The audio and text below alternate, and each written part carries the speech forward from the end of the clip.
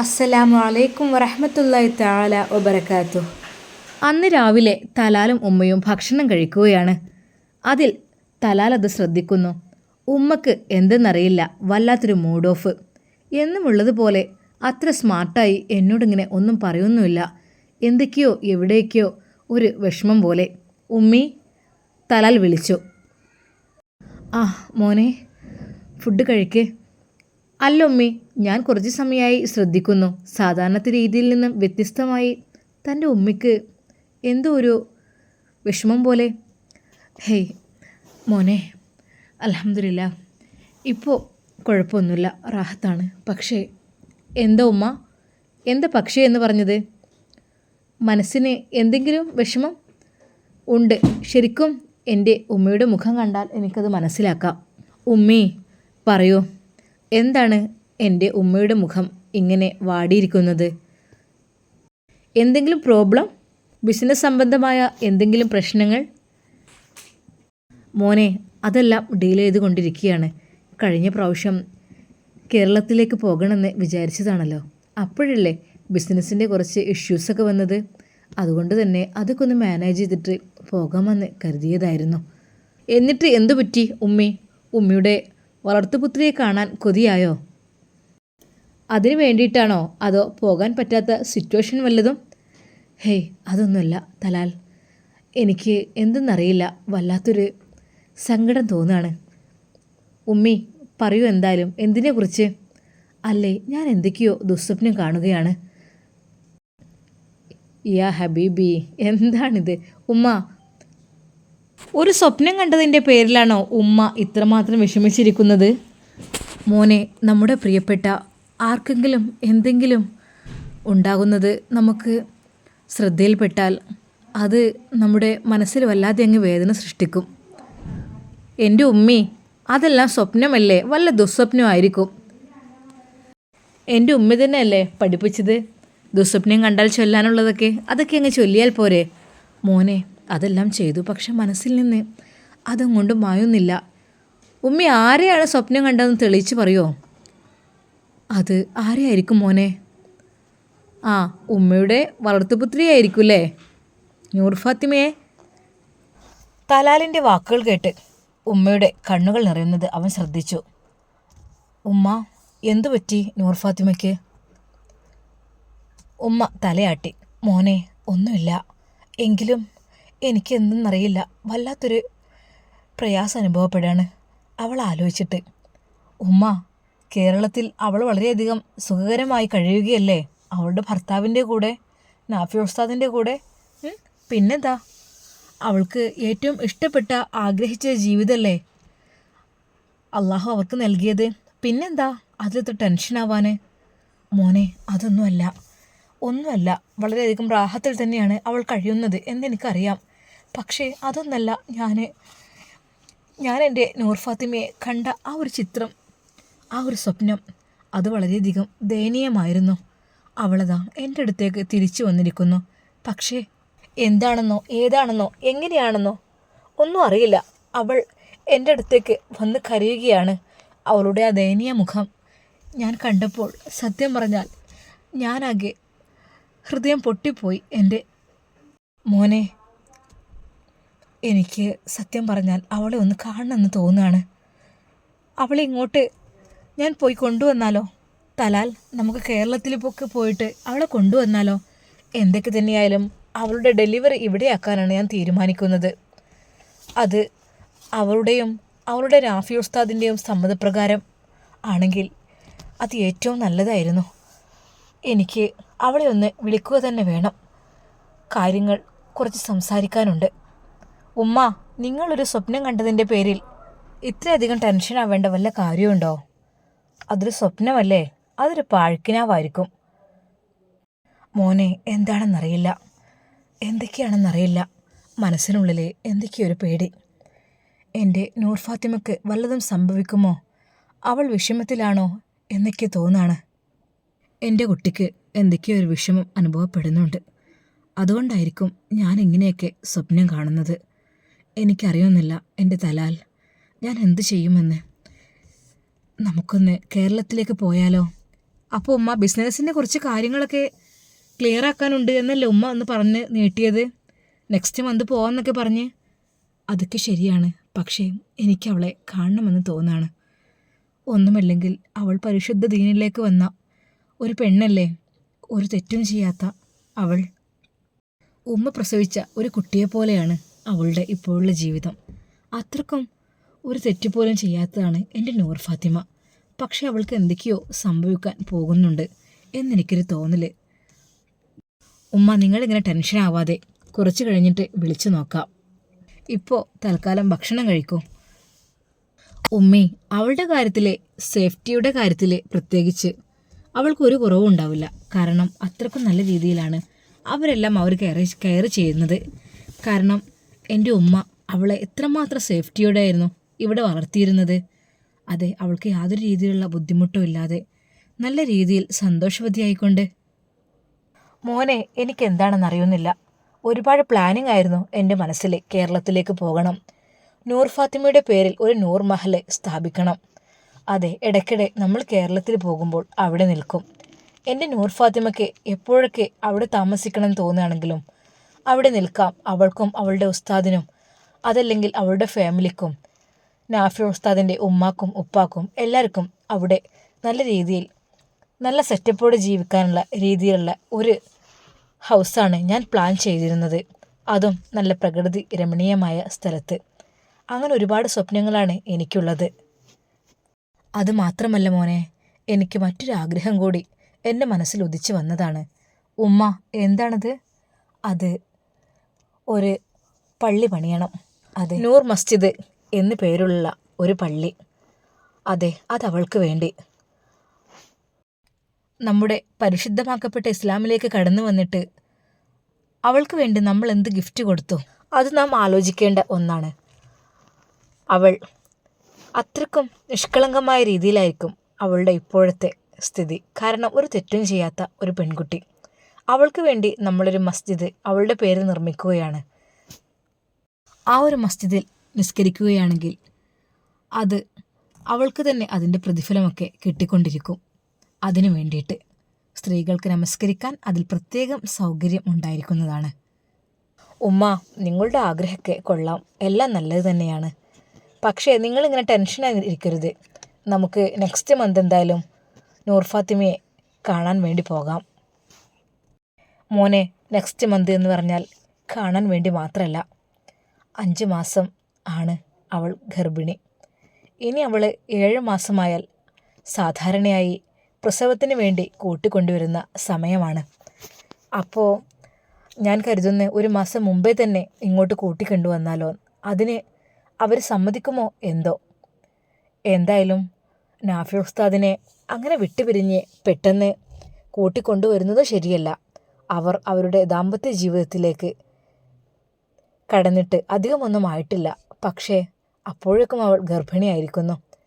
എങ്കിലും പെട്ടെന്ന് അവനിൽ നിന്ന് വേർപെടുത്തി കൊണ്ടുവരാനും പ്രയാസമാണ്. ഉമ്മ, 7 മാസമായിട്ടല്ലേ ആ ചടങ്ങൊക്കെ ഉണ്ടാവുക. അപ്പോൾ അതുതന്നെയല്ലേ നല്ലത്. അതുവരെ നാഫി ഉസ്താദിൻ്റെ കൂടെ അവൾ ജീവിക്കട്ടെ.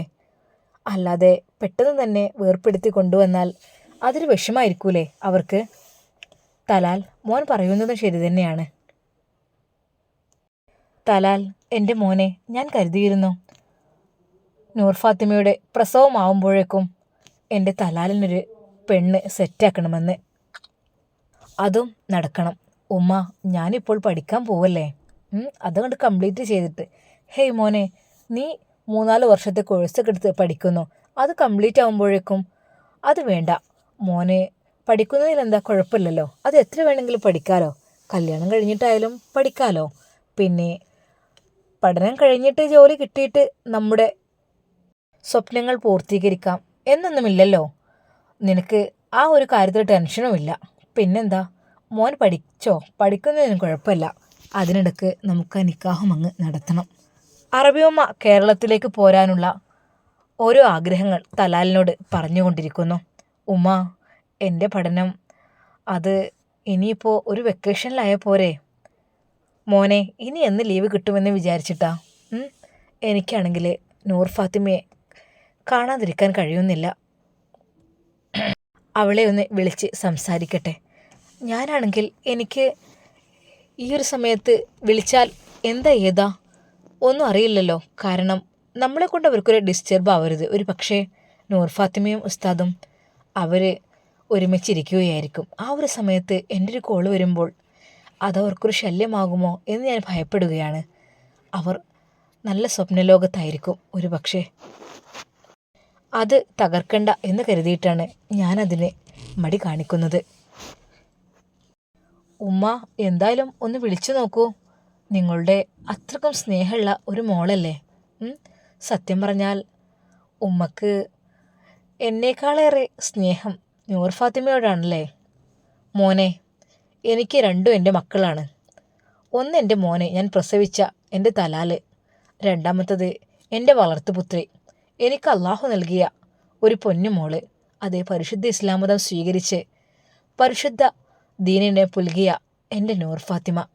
അതെ, അവൾ എനിക്കും എൻ്റെ പൊന്നുമോൾ തന്നെയാണ്. അവൾക്ക് എന്തെങ്കിലും ഉണ്ടാകുമോ എന്ന് ഞാൻ ഭയപ്പെടുകയാണ്. അവൾക്കൊന്നും സംഭവിക്കാൻ പാടില്ല. ഹേയ്, അവൾക്ക് വേദനിക്കുന്നൊന്നും അവളുടെ ജീവിതത്തിൽ ഉണ്ടാകാൻ പാടില്ല. അവളുടെ സന്തോഷ നിമിഷങ്ങൾ മാത്രമാണ് ഞാൻ സ്വപ്നം കാണുന്നത്. അവളുടെ ആ സന്തോഷങ്ങൾ എന്നും ഉണ്ടാകണം. ഒരിക്കലും എൻ്റെ മോള് ദുഃഖിതയായി കാണാൻ പാടില്ല. അതാണ് ഈ ഉമ്മ ആഗ്രഹിക്കുന്നത്. ഉമ്മി, നിങ്ങൾ പറയുന്നത് ശരിയാണ്. നിങ്ങൾ അത് തന്നെയാണല്ലേ ചെയ്തത്. അവളുടെ ഏറ്റവും സന്തോഷകരമായ നിമിഷങ്ങളാണ് നിങ്ങൾ അവൾക്ക് സമ്മാനിച്ചത്. അതെ, നാഫി ഉസ്താദിൻ്റെ കൂടെ പറഞ്ഞയച്ചല്ലോ നിക്കാഹ് കഴിച്ച്. അത്രക്കും ആർഭാടമായ രീതിയിൽ നിക്കാഹ് വിടുവെച്ച് നടന്നു. എത്രയോ പ്രമുഖർ അതിൽ പങ്കെടുത്തു. നമ്മുടെ രാജ്യത്തിലുള്ളവർ മാത്രമല്ല, പുറത്തുള്ളവരും ഒരുപാട് പേര് പങ്കെടുത്തു. അതിൽ പണ്ഡിതനെന്നോ പാമരനെന്നോ വ്യത്യാസമില്ലാതെ, കറുത്തവരെന്നോ വെളുത്തവരെന്നോ വ്യത്യാസമില്ലാതെ, പണക്കാരെന്നോ പാവപ്പെട്ടവരെന്നോ വ്യത്യാസമില്ലാതെ എല്ലാവരും അതിൽ പങ്കെടുത്തു. നൂർ ഫാത്തിമയുടെ നിക്കാഹ് വളരെയധികം ആഡംബരമായി ഗംഭീരമായാണല്ലോ നടന്നത് അല്ലേ. അതൊക്കെ അറബിയമ്മയുടെ ഇഷ്ടം തന്നെയല്ലേ. നൂർ ഫാത്തിമയുടെ നന്മയ്ക്ക് വേണ്ടി മാത്രമല്ലേ ഉമ്മ ആഗ്രഹിക്കുന്നത്. അത് ലഭിക്കുകയും ചെയ്തു. പിന്നെ എന്താ, ഇനി ഇൻഷാ അല്ലാ അവളുടെ പ്രസവം. അതല്ലേ ഉമ്മ ആഗ്രഹിക്കുന്നത്. അതേ മോനെ, എല്ലാം ശരിയാണ്. പക്ഷെ അതിനിടയ്ക്ക് എന്തൊക്കെയോ ഒരു ബുദ്ധിമുട്ടുകൾ എൻ്റെ നൂർ ഫാത്തിമ അനുഭവിക്കുന്നതായിട്ടാണ് എനിക്ക് തോന്നുന്നത്. എന്തായാലും ആ പ്രയാസങ്ങളെല്ലാം തീർക്കണം. ഒരിക്കലും അവൾ വിഷമിക്കാൻ പാടില്ല. അത് തന്നെ ഞാൻ സമ്മതിക്കില്ല. ഹേയ്, എൻ്റെ ഹൃദയമാണ് വേദനിക്കുന്നത് അവൾക്ക് എന്തെങ്കിലും ഉണ്ടാകുമെന്ന് പറഞ്ഞാൽ. ഉമ്മ സ്വപ്നം കണ്ടെന്ന് വിചാരിച്ച് അതൊന്നും യാഥാർത്ഥ്യമാകണമെന്നില്ല. മോനെ, എന്തൊക്കെ തന്നെയായാലും ഞാൻ അവൾക്കൊന്ന് വിളിക്കട്ടെ. നീ ചെല്ലേ. തലാൽ ഭക്ഷണം കഴിച്ചുകൊണ്ട് അപ്പുറത്തേക്ക് പോയി. അറബിയമ്മ അതാ ഫോൺ എടുക്കുന്നു. നൂർ ഫാത്തിമയുടെ ഫോണിലേക്ക് വിളിക്കുന്നു. ഫോൺ റിങ് ചെയ്യുന്നുണ്ട്, പക്ഷേ എടുക്കുന്നില്ല. ഒന്നുകൂടി വിളിച്ചു നോക്കി. അതാ മറുതലക്കൽ നിന്ന് ആ മനോഹരമായ ശബ്ദം കേൾക്കുന്നു. അസ്സലാമു അലൈക്കും. വഅലൈക്കും അസ്സലാം വറഹ്മത്തുള്ളാഹി തആല വബറകാതുഹു. അറബിയമ്മ, കൈഫ് ഹാലക്? നൂർ ഫാത്തിമ, സെയിൻ, അൽഹംദുലില്ലാ. എന്തൊക്കെയുണ്ട് എൻ്റെ മോളുടെ വിശേഷങ്ങൾ? അൽഹംദുലില്ലാ, സുഖാണ്. മോളെ, നിന്നെ ഞാൻ വല്ലാതെ അങ്ങ് സ്വപ്നം കാണുന്നു. എനിക്ക് നിന്നെ കാണാതിരിക്കാൻ കഴിയുന്നില്ല. എത്രയും പെട്ടെന്ന് കേരളത്തിലേക്ക് എനിക്ക് അങ്ങോട്ട് എത്തിയേ മതിയാവും. എൻ്റെ മോൾക്ക് വല്ലതും വിഷമമുണ്ടോ? അറബിയുമ്മ, ഹേയ് ഇല്ല. അല്ല മോളെ, എന്താ നിൻ്റെ ശബ്ദം വല്ലാതെ ഇടറുന്നുണ്ടല്ലോ. എന്തു പറ്റി? എനിക്ക് നിൻ്റെ ശബ്ദം കേട്ടാലറിയാം എന്തെങ്കിലും വിഷമമുണ്ടോ. സുഖല്ലേ? മോൾക്ക് കുഴപ്പമൊന്നുമില്ലല്ലോ? കുഞ്ഞിന് അനക്കൊക്കെ തുടങ്ങിയില്ലേ? ഉമ്മ, അൽഹംദുലില്ലാ, സുഖാണ്, എല്ലാം റാഹത്താണ്. അതെ, അനക്കൊക്കെ തുടങ്ങിയിട്ടുണ്ട്. മോളെ, നമുക്ക് സൗദിയിലോട്ട് പോരണ്ടേ, മദീനയിലേക്ക്? ആ ഒരു നിമിഷം നൂർ ഫാത്തിമയ്ക്ക് ഒന്നും മിണ്ടാൻ കഴിഞ്ഞില്ല. മോളെ നൂർ ഫാത്തിമ, പ്രസവം ഇവിടെയാക്കാട്ടോ, അതായിരിക്കും നല്ലത്. എനിക്കല്ലെങ്കിൽ ഒരു സമാധാനമില്ല, അതുകൊണ്ടാണ്. അറബിയമ്മ, അത് നാഫി ഉസ്താദ് എന്താണ് പറയുന്നതെന്ന് വെച്ചാൽ. മോളെ, അതെല്ലാം ശരി, ഓക്കെ. നിൻ്റെ ഭർത്താവിൻ്റെ സമ്മതപ്രകാരം മാത്രമേ ഞാൻ അതിന് നിൽക്കുകയുള്ളൂ. ഇഷ്ടമല്ലാതെ ഒന്നും ചെയ്യാൻ പാടില്ലല്ലോ. നിൻ്റെ ഹസ്ബൻഡ് എന്താണ് ആഗ്രഹിക്കുന്നത്. അതുപോലെ ഇൻഷാ അല്ലാ. മോളെ, ഞാൻ നിന്നെ വല്ലാതങ്ങ് സ്വപ്നം കാണുന്നു. പക്ഷേ അത്ര നല്ല സ്വപ്നമല്ല അത്. എന്തു പറ്റി? എൻ്റെ മോൾക്ക് മാനസികമായോ ശാരീരികമായോ എന്തെങ്കിലും ബുദ്ധിമുട്ട് പ്രയാസങ്ങൾ അനുഭവിക്കുന്നുണ്ടോ? എനിക്ക് സത്യം പറഞ്ഞാൽ സമാധാനമില്ലടി. എനിക്ക് സമാധാനമില്ല. എനിക്ക് നിന്നെ ഒന്ന് കണ്ടിരുന്നെങ്കിൽ, നിന്നെ ഒന്ന് കെട്ടിപ്പിടിച്ച് കരഞ്ഞിരുന്നെങ്കിൽ എന്നൊക്കെ തോന്നാണ്. നിൻ്റെ മുഖം ഞാൻ ഇന്നലെ സ്വപ്നം കണ്ടു നൂർ ഫാത്തിമ. അത് വളരെയധികം ദയനീയമായിരുന്നു. എനിക്കത് കാണാൻ കഴിഞ്ഞില്ല. ആ ഒരു നിമിഷം മുതൽ എനിക്ക് നിന്നെ കാണണമെന്ന് തോന്നാണ്. തലാലിനോട് ഞാൻ പറഞ്ഞ് വെച്ചിട്ടേ ഉള്ളൂ. തലാൽ പറഞ്ഞു അവൻ്റെ എഡ്യൂക്കേഷൻ്റെ കാര്യങ്ങളെ കുറച്ച് ഉണ്ടായതുകൊണ്ടും ബിസിനസ് സംബന്ധമായ കുറച്ച് കാര്യങ്ങൾ ഉണ്ടായതുകൊണ്ടും കഴിഞ്ഞ മാസം വരാൻ പറ്റിയില്ല. ഇനി ഇൻഷാ അല്ലാ നെക്സ്റ്റ് മന്ത് വരാം. അന്ന് നിന്നെ കൂട്ടി ഇങ്ങോട്ട് കൊണ്ടുവരണം. അതാണ് ഞാൻ ആഗ്രഹിക്കുന്നത്. എന്താണ് മോളുടെ അഭിപ്രായം? എൻ്റെ മോൾക്ക് കുഴപ്പമൊന്നുമില്ലെങ്കിൽ നമുക്ക് പോന്നൂടെ? അറബിയുമ്മ, ഇൻഷാ അല്ലാ. ഞാൻ പറയൂ മോളെ, എന്താ എന്തെങ്കിലും വിഷമമുണ്ടോ? അറബിയുമ്മ, എന്നോട് അറബിയുമ്മ ക്ഷമിക്കണം. എന്ത് പറ്റി മോളെ? നൂർ ഫാത്തിമ, എന്ത് പറ്റി നിനക്ക്? എന്താണെങ്കിലും തുറന്നു പറയൂ. അല്ലെങ്കിലും ഞാൻ ശ്രദ്ധിച്ചു, നിന്റെ ശബ്ദം വല്ലാതെ അങ്ങ് ഇടറിയിട്ടുണ്ട്. അറബിയുമ്മ, ഞാൻ പറയൂ മോളെ. ഞാൻ അറബിയുമ്മയുടെ കൂടെ വരാം. പെട്ടെന്ന് തന്നെ നൂർ ഫാത്തിമയുടെ ആ ഒരു മറുപടി അത് അറബിയുമ്മ ഒട്ടും പ്രതീക്ഷിച്ചിട്ടില്ലായിരുന്നു. എങ്കിലും നാഫി ഉസ്താദിൻ്റെ കൂടെ ജീവിക്കാൻ കൊതിച്ച അവൾ ഞാൻ കൊണ്ടുവരാമെന്ന് പറഞ്ഞപ്പോൾ പെട്ടെന്ന് വരാമെന്ന് പറഞ്ഞല്ലോ. പഠിച്ചോനെ, അവളുടെ ഭർത്താവുമായി അവൾക്ക് എന്തെങ്കിലും സൗന്ദര്യ പിണക്കം വല്ലതും? മോളെ, നീ സത്യമായിട്ടാണോ പറയുന്നത്? നാഫി ഉസ്താദിനെ വിട്ടുപിരിയുന്നതിൽ നിനക്ക് ടെൻഷൻ ഉണ്ടാവും എന്ന് കരുതി ഞാൻ മിണ്ടാതിരിക്കുകയായിരുന്നു. ഇപ്പോൾ ഞാനത് പറഞ്ഞപ്പോൾ അറബിയുമ്മ, സത്യമായിട്ടും ഞാൻ ഇപ്പോൾ ഇഷ്ടപ്പെടുന്നു എൻ്റെ അറബിയുമ്മയുടെ കൂടെ ജീവിക്കാൻ. സത്യമായിട്ടും. നൂർ ഫാത്തിമ, എൻ്റെ മോൾക്ക് എന്താ വിഷമമുണ്ടായേ? പറയൂ, എന്തെങ്കിലും വിഷമമുണ്ടായോ?